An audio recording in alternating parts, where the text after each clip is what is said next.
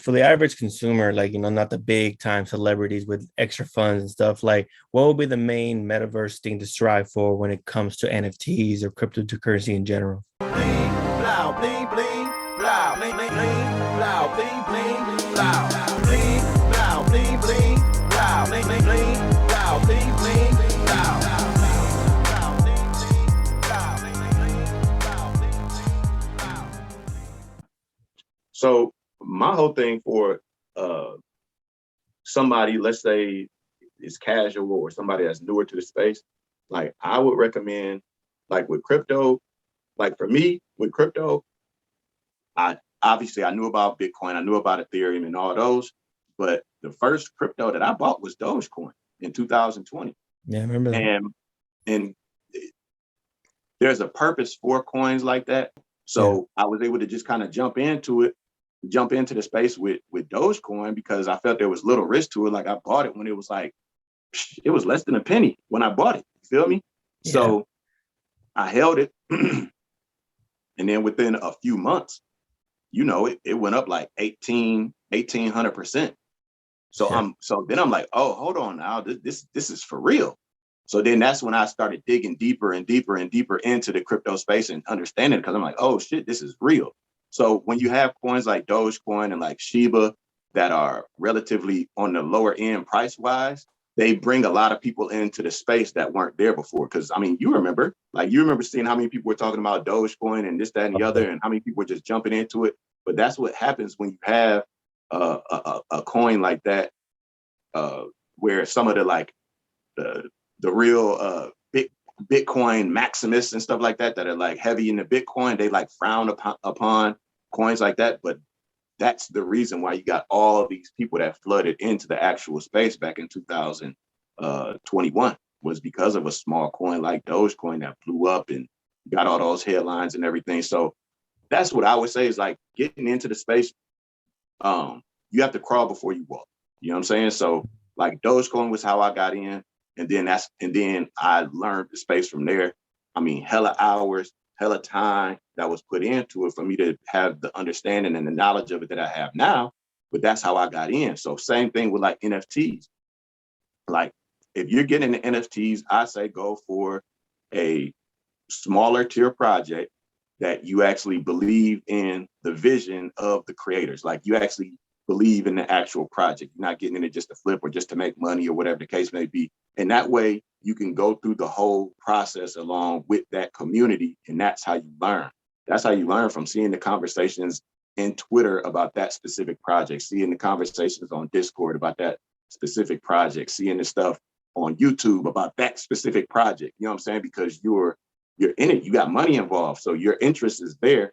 So you're gonna learn completely different as to somebody that's on the outside looking in, that's just seeing all this stuff and seeing all these headlines and hearing all the negative things that have happened in the NFT space, and not been a part of an actual project where they see the benefits of it, to where they can see, okay, I see how in the future this is going to be a big deal type of thing. So I like to get in early on things.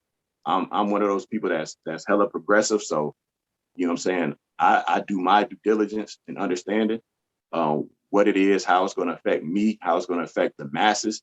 And that's how you get involved. And that's how you end up being on the right side of history, you know what I'm saying? And where you can take advantage of it financially as well. You know what I'm saying? You might get into a smaller NFT project for, $300. You invest in basically $300, getting involved in it, and it can change your life. You know what I'm saying? And it might not even be that particular project that blows up and you make hella money, but it changes your life because you then understand the process, and you know what I'm saying, you see the real world capabilities of it. And that's when stuff clicks. You feel what I'm saying? That's right. So, but I would say get into an Ethereum NFT, smaller project, and then also get into a Solana NFT project, a smaller tier one. So that way you can see how it works on the two different blockchains. Those are the two main blockchains that are doing NFT, but really just dig in. You know what I'm saying? That's true. And the question arises, have you gotten on the trend early, and did you make any playing cards or like NFT like investments or at all? Yeah. I got a couple different NFTs, you know what I'm saying, that I have myself that I'm holding on to. So and that's why I can speak on it the way that I've been speaking on, because that's what I did. I got into a project that was smaller, and was just went for the ride. I'm like, all right, I got in for $200. You know what I'm saying? I think this is dope. I think the artwork is dope. You know what I'm saying? Let's see how it goes. You feel me? And Mm-hmm. that's when I was able to pay attention. I'm like, okay, I like this. And then I was seeing other projects that were, I don't want to say similar, but the same tier. You feel what I'm saying? Other projects like that. And I was able to then kind of like analyze those projects based off the one that I originally bought in with. So I could see the ones that were bullshit. You know what I'm saying? Because I'm like, okay, all right, this doesn't make sense. Like the way they're moving, this is going too fast. This is going too slow. The community doesn't believe in this. Everybody's saying quick flip, quick flip. So when you have people that are buying into a project just to flip it quick, that means that the project itself isn't going to have legs.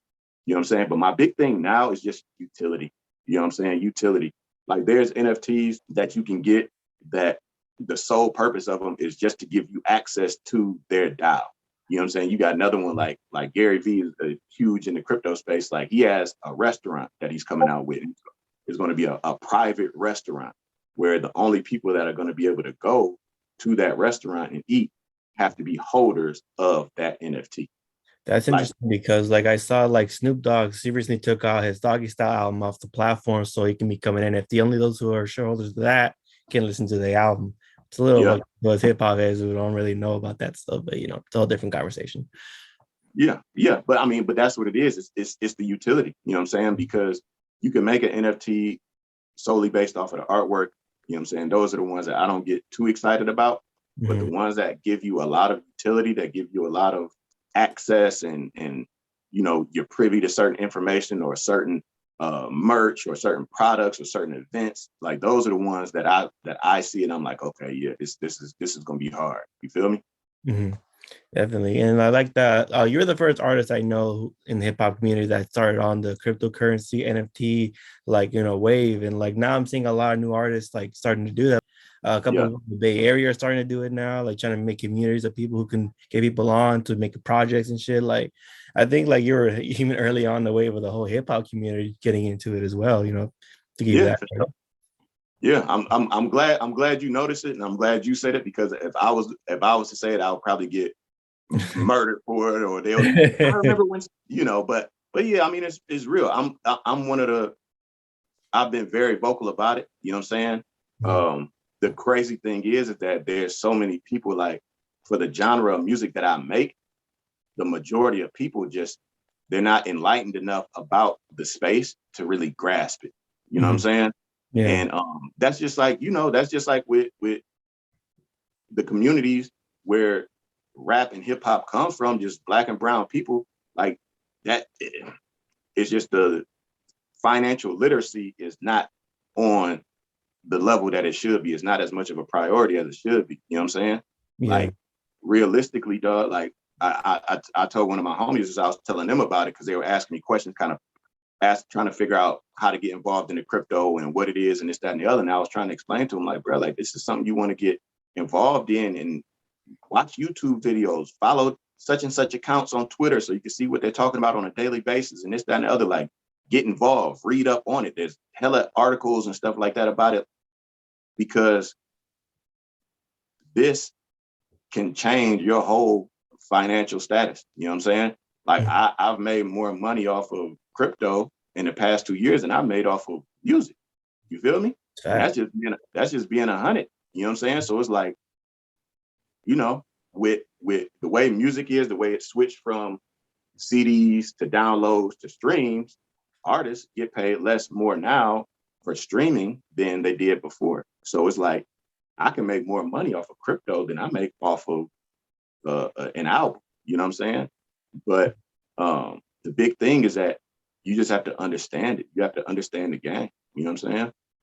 That's true. And hopefully with this new wave of artists getting involved in their communities with the whole like information about NFTs and crypto, maybe it's going to be a new wave of people starting to change up like in those communities to start getting more money a different way instead of trying to rely on music or whatever shit that they probably shouldn't get involved in. You know what I'm saying?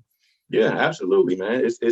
it's so many options, and like what I try to do is I try to integrate them. You know what I'm saying? I try to bring, you know what I'm saying, the crypto, whether it's crypto, whether it's NFTs, whether it's like the stuff I talk about on my podcast, I try to integrate it all into the music. You know what I'm saying? Because at the end of the day, it's like when I make music about the stuff that I'm actually really into. You know what I'm saying? About my lifestyle, like even like the things that I post, you know what I'm saying, on Instagram, for an example, is like I can't try to be like everybody else if I'm not doing what everybody else is doing. You feel me?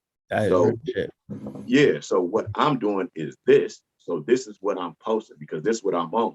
And I don't even go heavy with it because I know that a lot of it falls on deaf ears. Like the majority of people just want to be entertained. The majority Yeah. of people don't want to actually learn. You know what I'm saying? As fucked up as that sound, like I could tell people about stocks, I could tell them about crypto, I could tell them about NFTs and Web3 and all this stuff. But if they're not in a position to where they can actually, they have the desire to consume that kind of information, they're not going to do anything with it, and they're going to move on to the next. You know what I'm saying? So, like that's my big thing, bro. Like I push what I'm into because I can't fake it when it comes to that. So you don't see me on Instagram or on YouTube in my music videos. Like you don't see me posting guns and posting hella money or posting drugs and this, that, and the other. Because you know what I'm saying? That's short-sighted shit. You feel me? Because when you do those type of things, there's repercussions that come along with it. You putting out bad energy, bro. The energy is fucked up. And I learned that early on because a lot of these rappers that do stuff like that, what they end up doing is scaring away the money. You know what I'm saying? When you posting all this stuff, because you're like, oh, this is the most hood shit, this is the most gangster shit, you scare away the money. You become a liability. Like you have people like, for an example, you have people that might be promoters that want to book you, but they see you posting guns and you beefing with ops every day on Instagram and on YouTube. So they're like, I'm not about to book this motherfucker for a show. The show might get shot up. You know what I'm saying? His ops that he always talking about, that he's always dissing, might show up here. Or this neighborhood or this hood over here that don't like what he claiming, they might show up here and shoot the club up, or a big brawl breaks out. This, that, other. So I'm not even gonna book him for a show. You feel what I'm saying? Like, you scare the money away. And me, I'm a businessman before everything. So it's like one thing I'm gonna do is I'm not gonna self-sabotage by posting something just because I know it'll get more likes. But at the end of the day, I know it's gonna create a situation or a scenario where I make less money because it's scaring away the people that's in the suits and the people that's sitting down at the desk and shit like that, that got the actual real bags that they putting into music, into the hip hop. Feel me? No, yeah, you're moving way smarter than most cats out here are moving, you know what I'm saying? Down to the little intricacies of how you manage your whole social media platform. You know, people need to pick up on that kind of shit. You know, it's beneficial to everybody in the long run. Yeah, real talk, real talk. You know what I'm saying? It's nuances to the game, bro. Like, you know what I'm saying? Like a lot of people think like, let me just get in and rap. I'm the best rapper and this, that, and the other. I'm a good ass rapper, but at the same time, I know it's more than that. So I always leaned heavier on the business side of it. You know what I'm saying? So because that's my whole thing. Like I don't want to put all this time, energy, and money into something and I'm not able to recoup or make money on the back end from it. So you have to understand the nuances of it. You know what I'm saying? That's true. That's what I've done my entire career. You feel me? Yeah, and you're reaping the benefits of that shit, bro. You know, and it shows and shit. You know what I mean? Real talk. Little callback to the last interview that you were like really looked up to Easy. He was all business too. You know what I'm saying? He moved different. He looked at shit different. Even down to a whole letter that would scare people. Like, oh, you can't say fuck the police. No, we got to shut it down. He saw it as opportunity to make money and promotion. You know what I'm saying? Similarities, you know. Yeah, but real talk. Like honestly, all the rappers that I really like clung on to were all business. Like they were all about their business. So it's Easy E, E40, Too Short, Master P. Like these are all the artists that 50 Cent. You know what I'm saying? These are all the artists that I really like when they came out, and I'm hearing them talk and doing interviews and this, that, and the other, and just in their music, I'm like, yeah, this is the kind of shit I'm on. They talking my language. You know what I'm saying? Yeah, so, man. Yeah, so it was familiar to me. So I always kind of I was always attracted to those artists because they were on the same wavelength as I was. You feel me?